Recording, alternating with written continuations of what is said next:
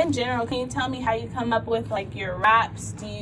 I know some artists sit in like a dark room in the corner and... I don't like to do that kind. I mean, I can but I think it's a lot easier to make music when it's natural. So I like to have, a good environment, have some, medication and everything, get you right. Some succulents? Yeah, have everything, laid, anything you need, nothing too crazy, but I just like to, have a good environment and, make music like that. But sometimes it depends on the song. So if it's like, a low track, you kind of want to be personal on, you kind of want to write it by yourself.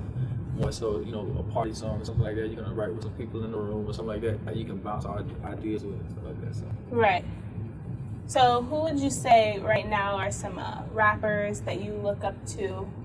I look up to definitely like Jay-Z, for sure, like that's the top. Like, is he your top 5? Oh, for sure, he's in the top 5 for sure. Who else? Lil Wayne. Lil Wayne is my favorite rapper. So. Wait, is this in order? Nah, it's no Let's order. go. No order? I don't know the order. So okay. I can give you 5 though. Okay, give me 5. That'll do. Top 5, Drake. Okay, Lil Wayne, Jay-Z, Drake. That's 3. So I got 2 left. Yes. God, it's so hard just to put 2 out of all these rappers. J. Cole, put Cole in there. Dang. From the Dead or Alive. Alive. Okay, thank you. That is a different story. Yeah. So Alive, give me Gucci. Gucci. Yeah. Drop top. Yeah. Okay. Actually, Gucci before jail. Yeah, before jail too. I'm from the South, so okay. Gucci is God. Okay. Would you say that? I think I saw like an interview that said rappers that go to jail, like it actually helps their career. Do you agree? I've been saying that. I'm like, man, do I gotta get? I'm just saying, I ain't gonna get locked up, but I'm just saying. I seen what you're saying. Like every rapper, like back from when Lil Wayne went to jail, T.I. went to jail. Like every rapper that got out, Boosie went to jail, got out. Gucci came out. Like it kind of like, I mean, I don't know if it made them have more street credit. They was in jail and they got out, kind of say, oh, you living what you're saying because you went to jail for it. Like, I don't know how people react to it, but it's definitely helping people. Like, when Kodak Black get out of jail, hopefully he still got a career with, you know what I'm saying? My question is, if you went to jail, what would you go to jail for? Probably some stupid stuff. Like what? What do you think you would go to jail for? You know yourself better than anyone. You know what? I don't know what I would go to jail for. Hopefully nothing. I don't want to go to jail. What I would go to jail for? I don't know. Maybe some. See if I'm in Florida. So Florida is crazy. So where would we be at? Florida or Cali? In Florida. In Florida. Let's make it fun, because I feel like what can you go to jail for in California? Like seriously. Okay, so in Florida, everything. We're allowed to have guns, so that's cool.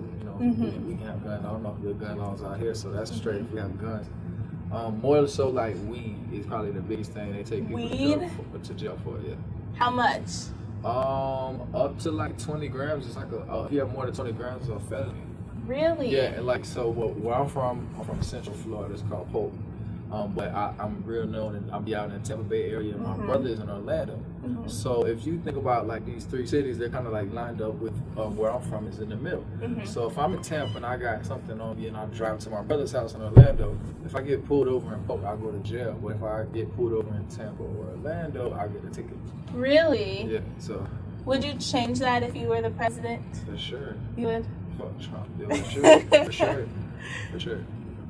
I would change that for sure. I would make it. I think that alcohol is more damaging to the people than medical marijuana. Yeah. Marijuana. But cigarettes too. Plus, I would ban cigarettes. Ban cigarettes. Yeah. That's smart. That's really smart. Well, I know that Kodak is from Florida. What are your thoughts on him? I've been around him briefly before, and we never even had a conversation. We were just in the same vicinity, in the same room together. And like, but he make up music he putting on for Florida. But as far as like, I don't really got too much to say. Yeah. Like he putting on for Florida. I'm glad that he's shining the light on Florida to where some artists are being able to kind of break out and now it's not to say that Florida is like coming next, but it's like it's more like down there because of artists coming out. Yeah. So do you believe the hype and things when rappers or artists in general get into like legal troubles? Like, do you Have you ever stopped liking a rapper because of things you've heard about them in the media? Well, I didn't stop liking a rapper, but when Kevin Gates went to jail in Bart, so it was just like where we're from. He went to jail. Like when he kicked a girl, it was in my city, Leegit, where we're from. Mm-hmm. So like that's the only time it was like close to home. Yeah. But I mean, I didn't stop liking him. I mean, it was a I didn't know the girl, you know, something like that. I just thought like, dang, that's crazy. Where I'm from, you kicked the girl. And then he went to jail. Like if I go to jail at where we're from, he'll go to the same jail. So he met, like we have like an infamous sheriff down there. So he met, the sheriff know who he is. Wow. I wonder how many people went to jail on purpose at night just to hang out with him. I wonder how many people was in jail. Like, yo, bro, my cousin got a mixtape, trying to rap in, in the cell, everything. You never know. Right. All right. So who produces your music? It varies. I work with multiple producers. Basically, some are around Georgia South. Some I set up an email, and once I set it up, I kind of got an overflow of like beats and producers just send me stuff, so I kind of get to pick through that. But recently, like just Florida producers that I've been working with, like that I've done maybe some work with for 5 to 10 years. Probably. Right. So do you have a style that you usually go towards? I would say I would have I've been working more on tone and like just frequency of music, that kind of thing, because I feel like that plays a major part, like in beat selection. But like style of music and like that kind of changes and varies to how I feel, because I feel like music is more like emotion, so it's kind of like sometimes you wake up and you feel like it's a shitty day, you don't know how you want to, what can I do, like so. Sometimes you make music like that. Sometimes it's the best day. You want to make it. You're feeling ambitious. However you feel it. So you want to make a song for that. So it's like it kind of varies to me. So you make different music for different times. Right. Besides rap, what type of music do you listen to? Rap. I like jazz music a lot. Oh really? Do you have a favorite jazz artist? B.B. King probably. Oh, okay. B.B. King, because I kind of got put on the B.B. King because in Florida, in Orlando, they got this his spot called B.B. King's, and we used to go there for my peoples and have dinner and stuff, and they play live music and stuff. So yeah, it's cool. But I like all kind of music. I like I really don't listen to the country music and stuff like that. I feel like that's a lot of people's least favorite. They're like, I listen to everything but country. But I mean, my family is country for sure. Okay. So I was around it, but I do like I think my great grandparents were like they wrote country music and stuff like that. I found that out like after I was doing music. But I think country music is some of the best written music. Because they're just always like telling stories and that's what I was gonna say. It definitely tells a story. Right. So I think it's some of the best written music. But as far as this generation, like what rock used to be, now hip hop is the main stream music of almost every culture. Like I kind of took over. I mean, not culture, but every race you could say. Yeah. For sure. So would you say your family is musical? I know you just said your grandparents are. Maybe. Well, I wouldn't say my family is. I mean, my family is musical. My grandpa plays the guitar and stuff like that. My sister can sing a little bit, but I wouldn't say they're musical. I'm probably the only one doing ever did music, tried to do music and stuff like that in my family. So when you guys were growing up and it's a cleaning day or whatever, were your parents playing music? No, because I kind of grew up a little different. Tell us. I was adopted. Okay. In probably 4th grade. My mom, she went to prison when I was young. So from there, I went and I lived with my grandma, my mom's mom, when she was in prison. My mom got out. I tried to live with her a little bit, me and my sister, and then it kind of didn't work. She couldn't take care of us. Flipped over, and I went with my aunt for a little bit. Then that's when DCF got involved, the Department of Children and Families. Okay. And that's when we kind of got something like they did something with the state. Kind of got involved when I was young. Yeah. To make me not a foster kid, but I was in the system. Okay. But I was still in my family's vicinity. Okay. So I went from there, and then my grandpa took care of us for a year, and my aunt finally adopted us fully. Okay. And so it kind of went from there.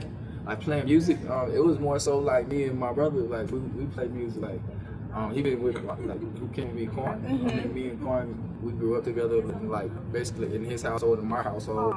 So it's been 10, 15 plus years. Yeah. And we would listen to everything from old school UGK to Outkast to T.I., Ludacris. Like, I mean, I was born in '91, so like it was kind of like just a melting pot of everything. Yeah. So how would you say what you just experienced or what you experienced as a young, like how would you say that affects your music or your character today?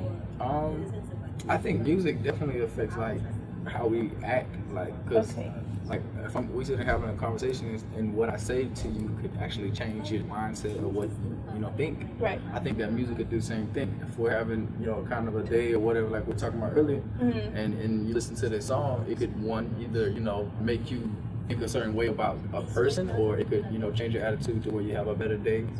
So I think that's definitely for sure. All right, so let's get into your music right now. Can we listen to The Biz? Oh, for sure. We can bump that? Yeah, for sure. All right. So first talk to me a little bit about that. So The Biz was a song I recorded, and I kind of was in my car. Everyone's making Snapchat videos. Yeah. I was on Snapchat trying to, make. You were flexing? A little bit. Snap. I don't use no filters or nothing, but okay. I was in the car in my front seat driving. Or not actually, I wasn't driving, but I played the song. It was like a hook and the verse of the song, and I posted it, and it kind of like went ham. Like got like 500,000 views on my Facebook. Oh, really? So I'm like, I gotta make this a real song. It was just a verse and a hook, so I went and made it a real song, and it came. And I got a video for it now, so it's out. So if you want to look up Leegit, The Biz, LWEGIT, and then BIZZ, it'll come up, the video and also audio. And it's on iTunes, Spotify, Apple Music, Tidal. Can you also give us a shout out to your socials right now while we're at it? At Leegit Live, LWEGIT LIV. Interesting. Yeah, that's the baby maker. That's the baby maker music. Sure. Do you make a lot of baby making music? I know you make ass shaking music. Whoa, tooting it up music. Tooting and booting. No, I make so I got a project coming in February, and the project in February is called The Wet Tape. The Wet Tape. Yeah, and the wet tape stands for Women's Erotic Testimonies. And how do you know about that? Just as how the world is today. Google it. Yes, Google it. Yeah, you can Google I Googled anything. it. I Googled it. That's what happened. So how did you come up with the hook for The Biz? For The Biz, it happened. I was sitting in a dark room. I had 13 candles lit, and I was playing on this purpose? sax. I was playing, on purpose, and then I had this saxophone playing, right, and then it was like this jazz riff. So, I'm like, dang, that's kind of catchy. And I was thinking, and then my phone rang, right, and then I thought about it. I'm just playing. It didn't happen like that. I was just listening. Nah, man. I came about like I was just sitting in my room listening to beats and stuff like that. A bigger artist in Tampa, Florida. He sung a song. I don't know if they got to the West Coast. It was called "Busted Wide Open" club song.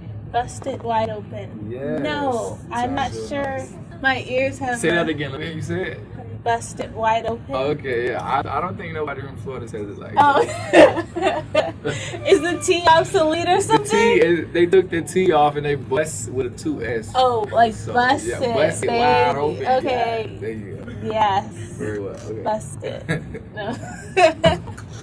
So, I think I heard some singing on that. Was that? Well, I heard a note, but my guy Vito was singing on the hook. Oh, okay. That wasn't me. Okay, but do you ever sing? Like, I know I asked you earlier. Wish You Well, I do. I'm very melodic in that song, so I'm singing in that one. Auto-tune or? Sometimes auto-tune, but I feel like in Wish You Well, you can hear auto-tune, but I feel like when you're using auto-tune, you should use it to where you don't really hear it. Okay, so that's the right way to use auto-tune. Yeah. Because it's supposed to auto-tune your voice. It's not supposed to, make it, it's not what kind of people using it as it sounds. Different. All right, so do you have your phone on you? Yes. Okay, pull out your phone right now. No, I don't have my phone. Is that your phone? That's my brother's phone. I could use it though. Okay, well, I just want to know, what do you think is your most recently used emoji? The 100. Oh, yeah? I know that for sure. The 100? Yeah. Is that his phone? Yeah. Let's see. What about your first recently used and then your second? Man. Okay, let's see. Trigger text me. Whoever trigger it. Do you save numbers too? I'm bad about look. His first recently used is The 100. the 100, and then Music. or the Fire. Yeah, Fire Music. Yeah. Okay, See. that's so it fair. goes down. I thought it goes to the right. I thought it went down, but I could be wrong. Oh, okay. Okay, so I'm just curious, like, what type of person were you in school? What kind of person? I was a person who, I mean, first of all, where I'm from, football is everything. Okay. So I played football all my life. Mhm. We grew up together playing football with, people from Little League up till we played high school together. Okay. So in high school, I was the guy who could sit with any table. I could, be cool with the geeks. In high school, there's all them cliques, different. You were kind of cool with the geeks? I was cool with the geeks. I was cool. I mean, because I had a couple of advanced classes, so when I got, I kind of mingled. I brushed shoulders with every breed of life at my school, and more so to the point where like I was just, I was popular. I could say I was big. I mean, yeah.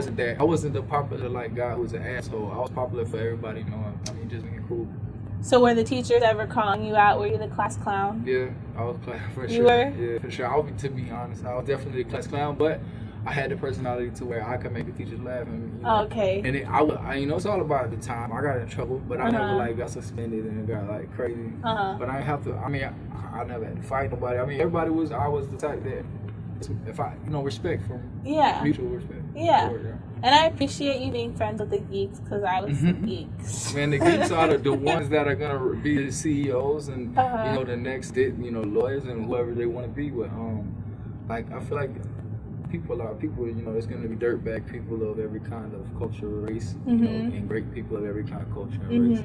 So if you just look at it like that and you don't look at it as like these people, and especially in high school, man, you dealing with the pressure of trying to fit in, and then you're dealing with the pressure of, you at the age where you kind of understand how your family is and what's going on. Like, so if your family's struggling, then you at school and people making fun of you because your shoes, you got some, you know what I'm saying? Like it's really, you get made fun of for stuff that's out of your control. Like, you can't control where your mom works. She can't control that she can't make more than $10 an hour and pay for you to get Jordans or whatever is cool. You know what I'm saying? So I think about in that aspect, it's kind of messed up in a school. So if I talk to kids, I just try to, open their minds to like, hey, listen, you got to look at it like this. When you get grown, you're going to see how hard it is to buy, to buy all this stuff. These things. Yeah, to have these things that people, so-called are the pop culture cool stuff to have. Right.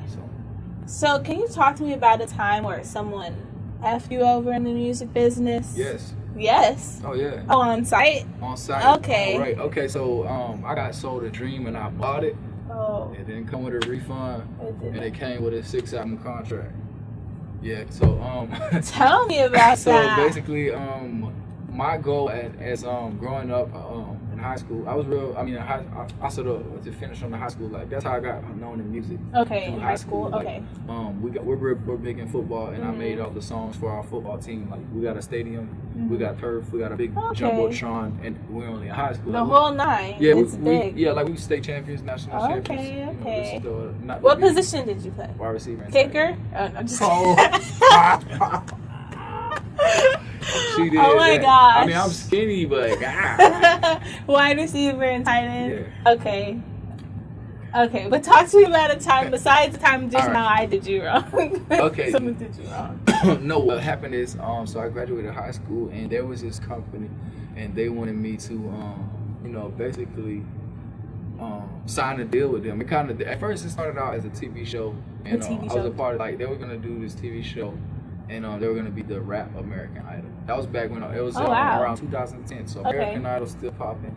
And they wanted to be the Rap American Idol. So I'm like, okay. So I go audition for the show. I make it from the show. I go to the actual, when they're shooting the pilot for the show to sell to these people to get investors and stuff like that. So I'm working with that. And I win the show. And I'd have this performance to where I did some I'm young. I'm like 17, 18. And I do some songs because I have been recording since then. So I did some songs and the crowd reacted well, so much to the fact where I thought that it was rigged because it was going to be a TV pilot. So I'm like, maybe the crowd was just hyped like that because they're supposed to be hyped. You know what I'm saying? Or maybe someone was holding a silent clap. I didn't see. I mean, my people was in the crowd. I know that they wasn't doing that. So I mean, I just know that it was kind of like I guess I caught the people off guard. Okay. At this time, there was no white artists out besides maybe Eminem. Okay. And I don't know, Bubba Sparks, Paul Wall, Asher Roth. Like, it was a slim picking. A slim picking. So now I feel like there's so many white artists out. But back then, what happened? You think so? Yeah, there's a lot of white rappers now. Oh, okay. I mean, it's not like they're overpowering. There's more white than, whatever. But it's just a lot of, like, white rappers now. Yeah. And Nicki said something about that, too. Yeah, because the charts was just full. Like, yeah. I mean, Lil Pump, like, I don't know if she think he was white, but he a Mexican rapper. Okay. I had to Google to look the video. Yeah. But what happened is they sold me the dream, and I signed a record deal with them. And you know who Maury Starr is? No. So Maury Starr is the guy who created the New Edition, Backstreet Boys. Okay. New Kids on the Block. Okay. He was the boy band guy. So he was a consultant for the company, and there was another artist, and I was kind of like behind the scenes, like the other artist was there before me. So they were trying to shop him, and when they went to shop him, they were like, the regular was like, no, he's too old, whatever. They turned him down. It wasn't like the kind of artist that they needed. But then they were like, oh, we got this white artist. And they grabbed me, and I had a couple songs, and they showed them, and it was like a good response. More so to the fact where the CEO of the company wanted me to be individually managed by him. Oh, wow. Which would be, a conflict of interest. Okay. Because, if any of you artists are listening, when you have a manager, you want them to have solely your best interest. Right. Not their company's interest. But they want to have you be in the best position of, to make the most money, to get at, the best opportunities. And in this situation, if you're the CEO of the company, you're going to make sure your company get more, the most money. Then you get a percentage from being my manager, you get a percentage from the company, you double dipping as well. So when I didn't sign the contract, they flipped the script on me. Basically, I had like over $3,000 worth of studio time. And when I went to the studio, they told me I couldn't record no more. They had promised me like a $10,000, like $25,000 advance to work on an album. Never got that. I did get the reason I had was like they waived it. I got all the way into it, they gave me like a $5,000 signing bonus.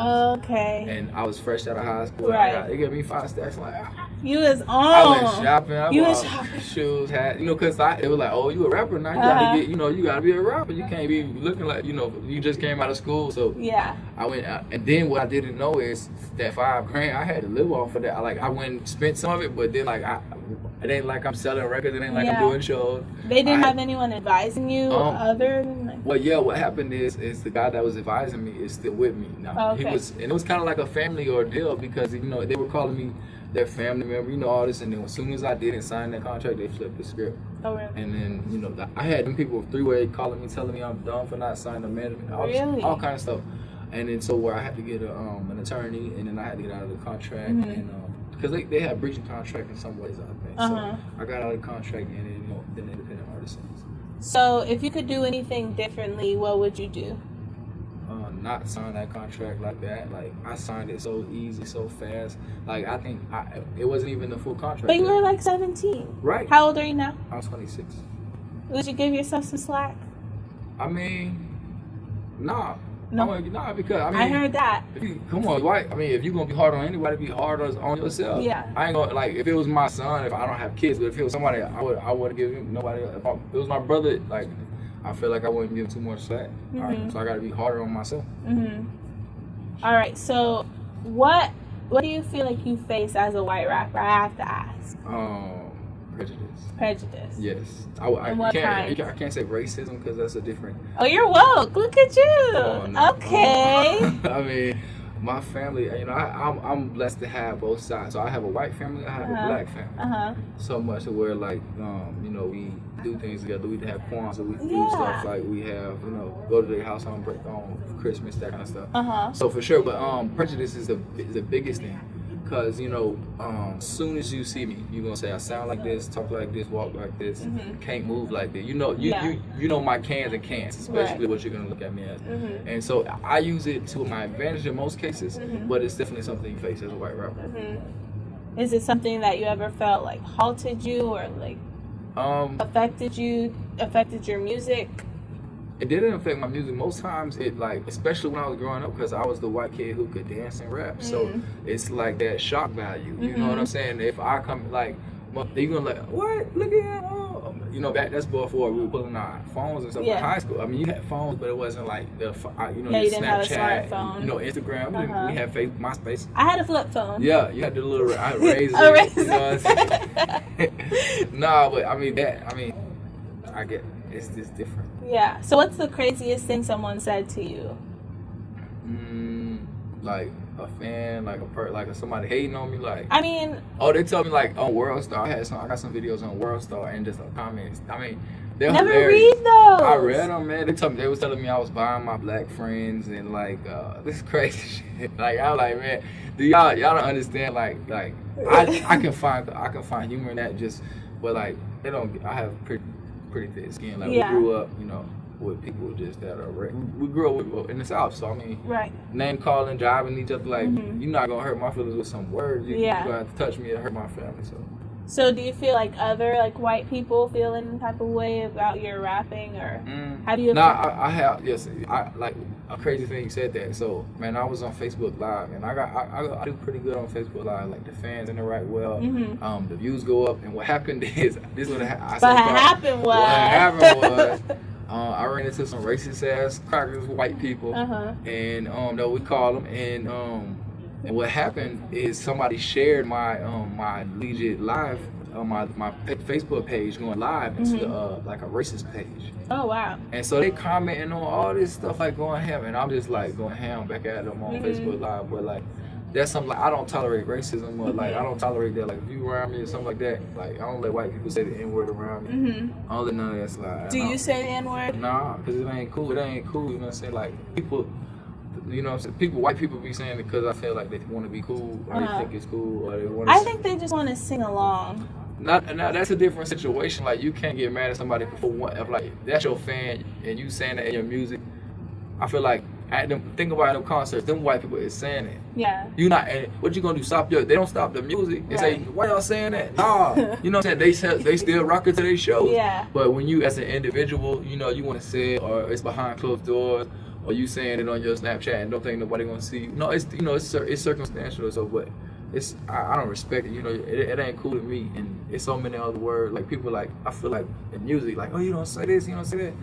Man, you know how many words it is to say. Yeah. It's not that one word that has so much of like around it that you wanna like. I don't have no reason to touch it. You know what I'm saying? I can have so much going on without it. So I don't know.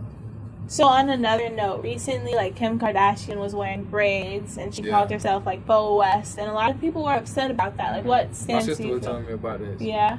I mean, I feel like she can't think that she, you know, you can wear what you want to wear. Yeah. You know, I got some long hair. If I want to braid my hair and I want to call it something, I could call it that. But at the same time, she is such an influential standpoint that she, you know, she gonna make these little white girls think that that's her style, and like, oh, I'm gonna get my hair like Kim Kardashian. Right. When in real life, it's a different culture that brought you that. So I mean, for the dumb people, it's gonna, you know, it's gonna be a hard fight because people are dumb and they're just gonna see, you know, they're gonna know what they see without being taken. And most people aren't taking the time to research the braid history and where it comes from. You know what I'm saying? Especially not dudes. Maybe white girls know about what braids come from and stuff. But me as a man, I'm like, I don't know, you know, about that stuff. So.